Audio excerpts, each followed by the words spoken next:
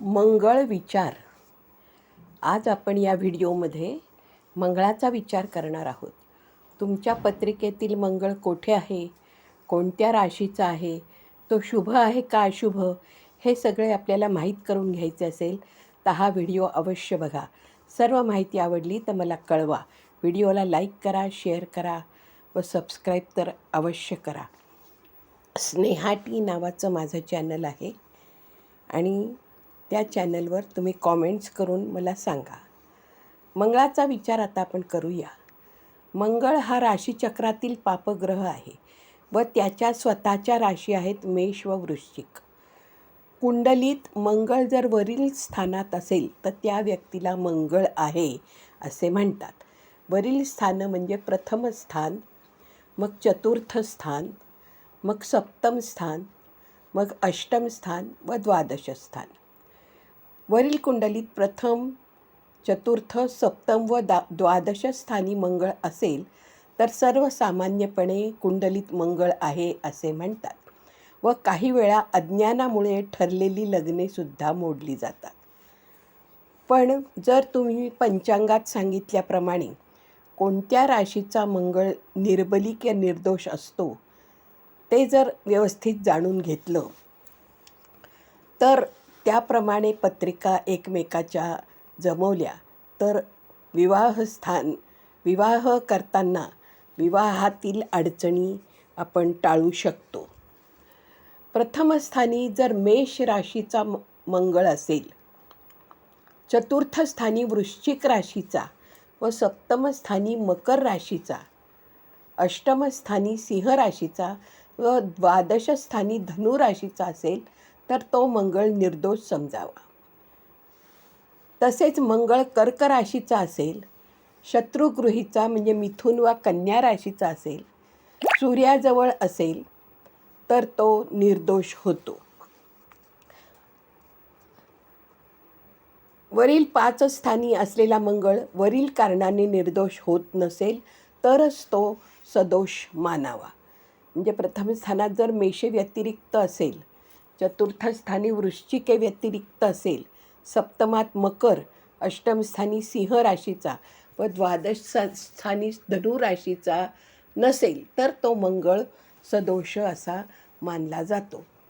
तसेच मंगळ कर्क राशीचा असेल तर तोही निर्दोष मानतात आणि शत्रुगृहीचा म्हणजे मिथुन किंवा कन्येचा असेल कुठल्याही स्थानात तरी तोही निर्दोष मानला जातो.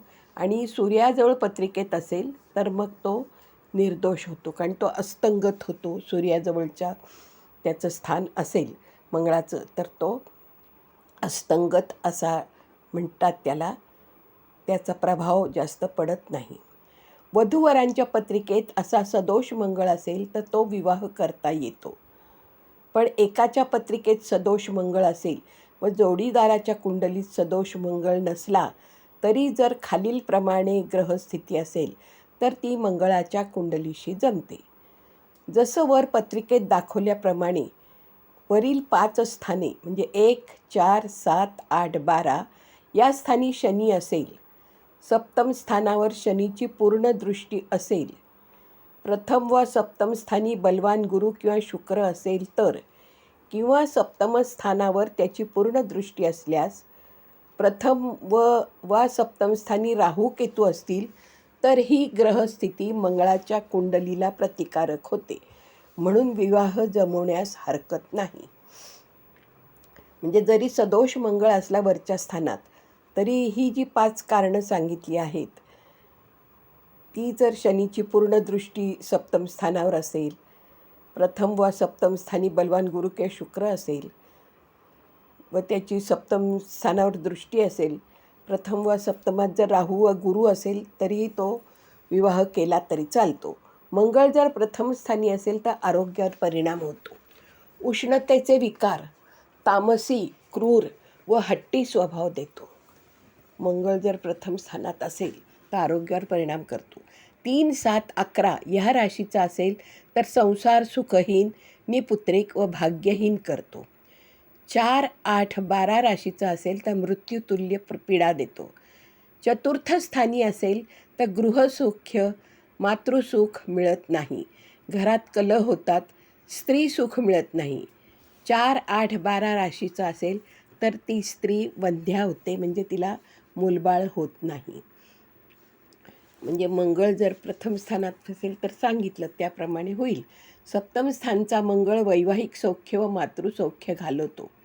पुरुषाच्या कुंडलीत चंद्राची सप्तम स्थानातील मंगळावर अशुभ दृष्टी असेल तर 5-7 वर्षातच पत्नीचा वियोग होतो किंवा मृत्यू होतो. 4, 8, 12 राशीचा असेल तर द्विभार्या योग घडतो. व्यक्तीला अतिमहत्त्वाकांक्षी व हुकूमत चालवण्याची वृत्ती देतो. अष्टम स्थानचा मंगळ जननेंद्रिय व प्रसूतीवर परिणाम करतो.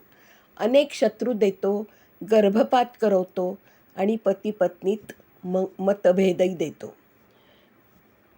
दक्षिण भारतात द्वितीय स्थानी मंगळ असेल तर तो पण दारिद्र्य देतो, कुटुंबात कलह होतात, आप्तस्वकीयांचा अपघाती मृत्यू होतो.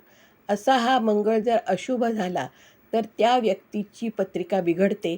म्हणून वर सांगितल्याप्रमाणे पत्रिका जाणकार ज्योतिषांकडून चांगल्या प्रकारे पडताळून घ्या व मगच पुढे जावे.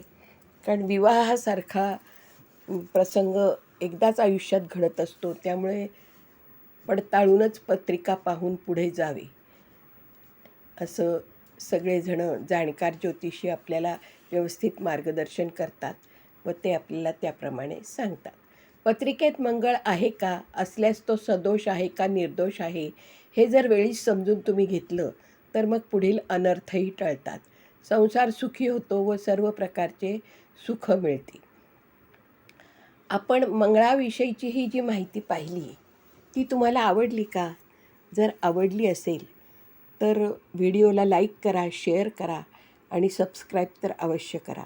स्नेहा टी चॅनलला कॉमेंट्स करा. स्नेहा टी नावाचं माझं चॅनल आहे आणि तुम्हाला जर हा व्हिडिओ आवडला मंगळाच्या बाबतीतला तर तुम्ही त्याला अवश्य सबस्क्राईब करा, लाईक करा, शेअर करा आणि मग असं जर तुम्ही केलं तर मग मला पण नवीन नवीन व्हिडिओ करण्यासाठी हुरूप येतो व मी तुमच्यासाठी नवीन व्हिडिओ बनवत जाईन.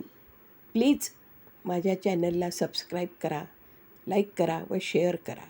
नमस्कार.